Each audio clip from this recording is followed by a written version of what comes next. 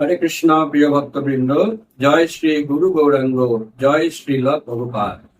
শ্রাবণ মাস শুরু হয়ে গেছে, চাতুর্মাস ব্রত শুরু হয়ে গেছে। শ্রাবণ মাসের শুক্লপক্ষে একাদশী আমরা পার করে এলাম, শয়ন একাদশী। নেক্সট শ্রাবণ মাসের কৃষ্ণপক্ষী একাদশী। এই একাদশীর নাম কামিকা একাদশী। কবে আমরা পালন করব? আগামী 9ই আগস্ট রবিবার দিন আমরা কামিকা একাদশী ব্রত পালন করব।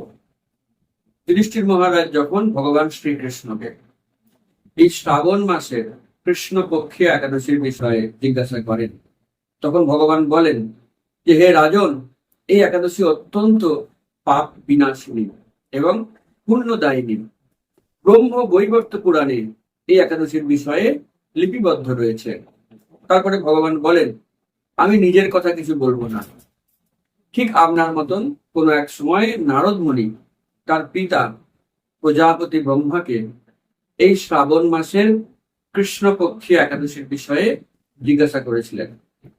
তখন ব্রহ্মা তাকে যা বলেছিলেন, আমি এখন সেই কথাগুলি আপনাকে বলবো, মন দিয়ে শুনুন, এতে জগৎবাসীর পর্যন্ত কল্যাণ হবে। তারপরে ভগবান শ্রীকৃষ্ণ ব্রহ্মার জবানিতে বলতে শুরু করলেন। নারদ মুনির প্রশ্নের উত্তরে ব্রহ্মা বলতে লাগলেন, হে বৎস নারদ, এই যে কামিকা একাদশী, এটি অত্যন্ত প্রসিদ্ধ। এই একাদশী পালন করলে সমস্ত রকমের পাপ বিনষ্ট হয়, এমনকি ব্রহ্ম হত্যা, ভ্রূণ হত্যা, সেই পাপ পর্যন্ত পুড়ে ভস্মীভূত হয়ে যায় যদি কেউ এই কামিকা একাদশী ব্রত পালন করে। একাদশী পালন তো দূরের কথা, যদি কেউ একাদশীর মাহাত্ম্য শ্রবণ করে, তৎক্ষণাৎ সে বাজপেয় যজ্ঞের ফল লাভ করে, এমনই এর মাহাত্ম্য। তারপরে ব্রহ্মা আরেকটি চমকপ্রদ কথা বললেন। দেখুন, আমরা সকলে জানি তীর্থ ভ্রমণের কি অপরিসীম মাহাত্ম্য। সকলের তীর্থ ভ্রমণের মতন সময় বা অর্থ থাকে না। ব্রহ্মা একটি চমৎকার কথা বললেন। তিনি বললেন, গঙ্গা, গোদাবরী, কাশী, নৈমিষারণ্য, পুষ্কর, এই তীর্থগুলি অসাধারণ ফল প্রদান করে। কিন্তু কেউ যদি কামিকা একাদশী ব্রত পালন করে, কেবল এই একটা একাদশী পালন করার ফলে সে এই সমস্ত তীর্থ ভ্রমণের সমুদয় ফল লাভ করবে বাড়িতে বসে।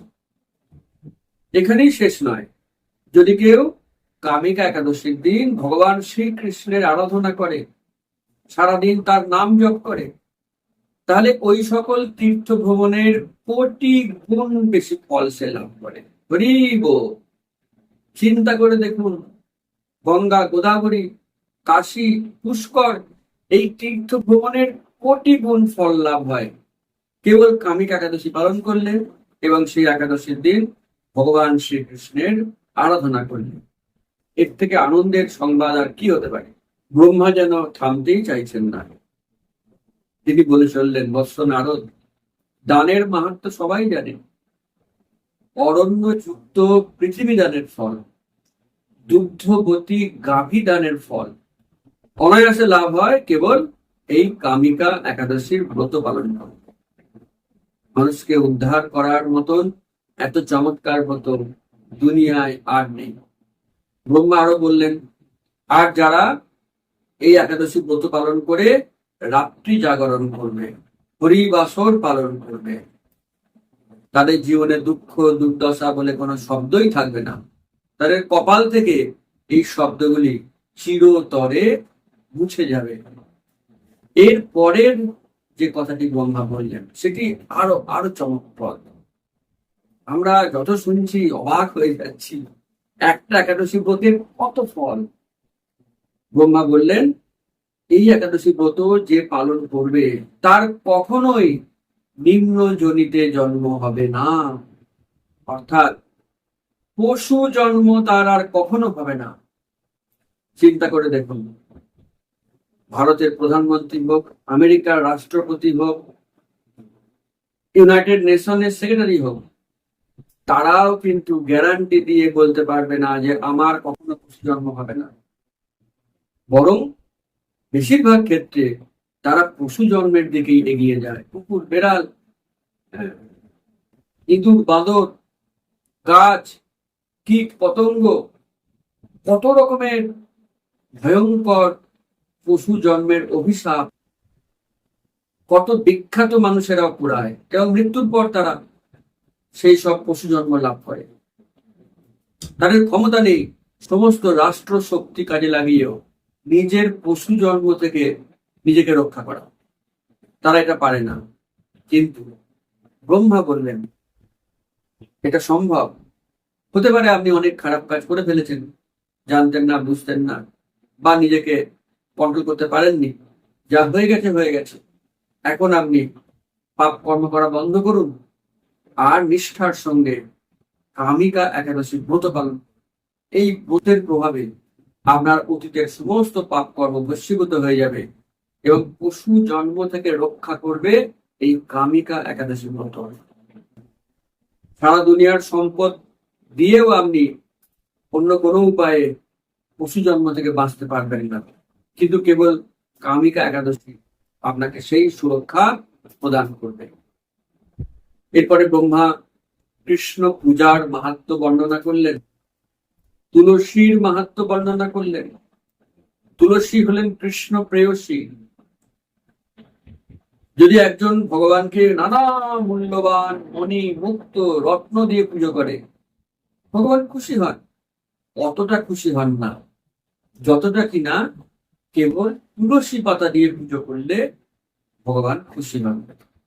অর্থাৎ সমস্ত মণিমুক্তর থেকেও একটি তুলসী পাতার ভার, তার মূল্য ভগবানের কাছে অনেক বেশি।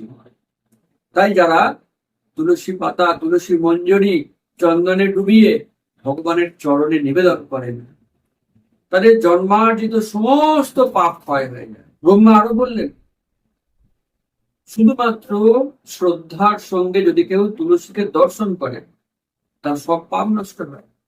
আর যদি কেউ তুলসী দেবীকে স্নান করে পবিত্র হয়ে তারপর স্পর্শ করেন, তার শরীরের সমস্ত রোগ দূর হয়ে যায়। তাকে প্রণাম করলে দেহ পবিত্র হয়। এবং যদি কেউ জল সিঞ্চন করে মন্ত্র সহ, যমরাজ পর্যন্ত তার কাছে আসতে ভয় পায়। কত বড় কথা!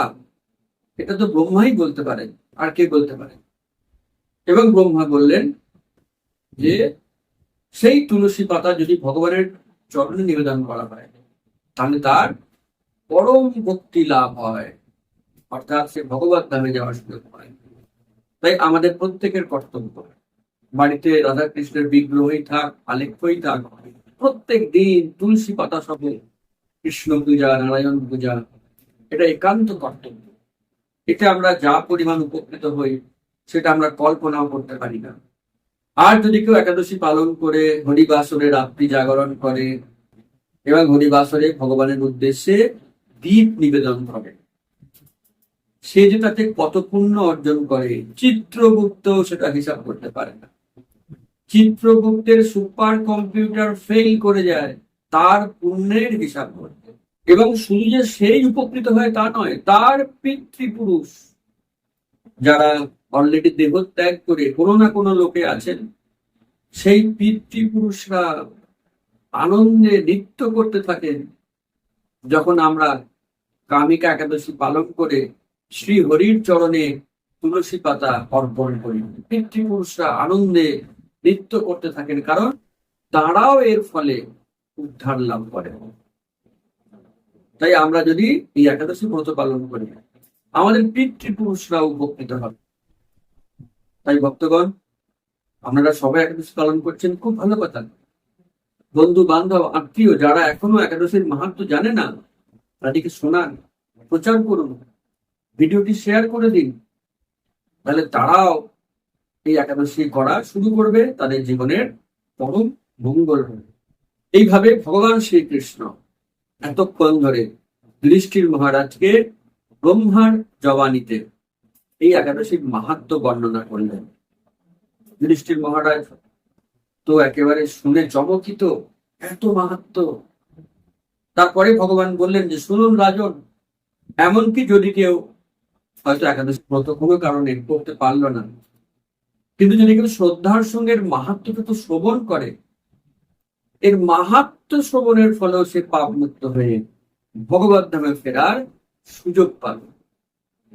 দেখুন, কৃষ্ণ একাদশীর ব্রতের প্রতি এত সন্তুষ্ট যে যিনি করবেন, যিনি করতে বলবেন, যিনি প্রচার করবেন, যিনি মাহাত্ম্য পাঠ করবেন, যিনি শ্রবণ করবেন, তাদের প্রত্যেককে ভগবান দু হাত ভরে আশীর্বাদ করবেন।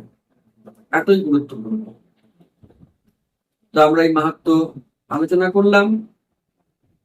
অবশ্যই আপনারা সকলের কাছে এটা শেয়ার করবেন, লাইক এবং কমেন্ট করবেন, যাতে এই ভিডিওটি আরো বেশি মানুষ জানতে পারে এবং তারা এই একাদশী সুযোগ লাভ করতে পারে।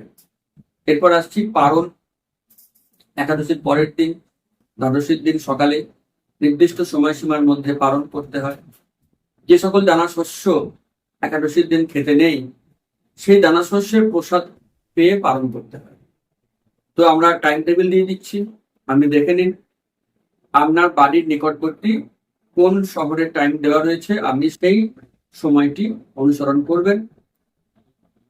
আর যারা হরিবাসরের হোয়াটসঅ্যাপ গ্রুপে রয়েছেন তাদেরকে লিখতে হবে না, আমরা দশমীর দিন এই সমস্ত টাইম টেবিল আমাদের গ্রুপে দিয়ে দেবো, সেখান থেকে আপনারা লিখে নিতে পারবেন।